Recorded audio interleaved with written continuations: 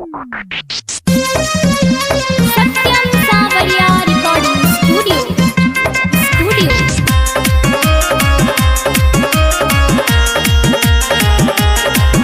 अरे हे भगवान पूजा पाठ कराई पूरा आस क दीहा।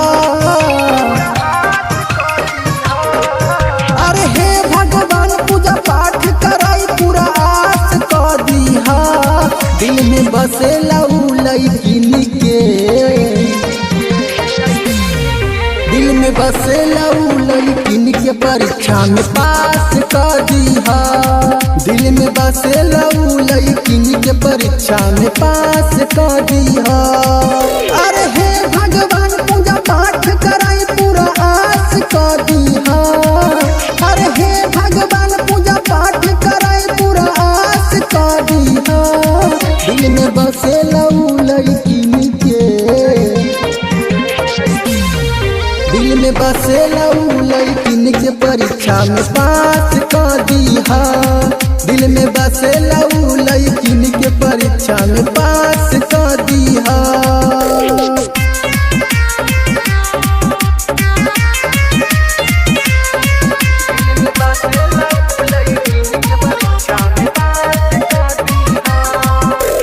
करेला पढ़ाई मेहनत करे दिन रात हो, तोह पे भरोसा होकर तोरी है ना आस हो।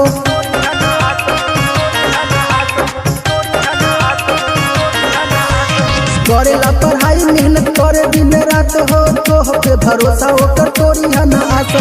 अरे जीता तोह से इतने कुछ खास क दीहा।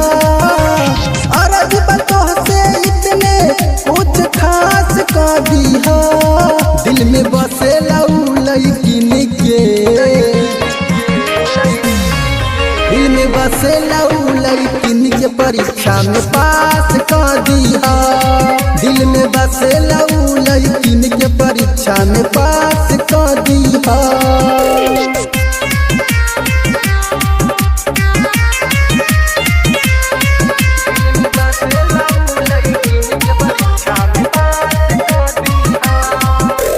राइटर रोहित लिख लिया गीतिया, हाथी जोड़ी संगीत करेला विनितिया।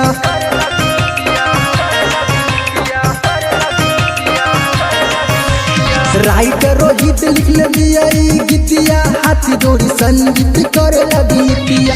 गायक शर्मिला कहे सर पे हाथ धा दीहा। गायक शर्मिला कहे सर पे हाथ धा दीहा। दिल में बसेला उ लइकिन के, दिल में बसेला उ लइकिन के परीक्षा में पास क दीहा।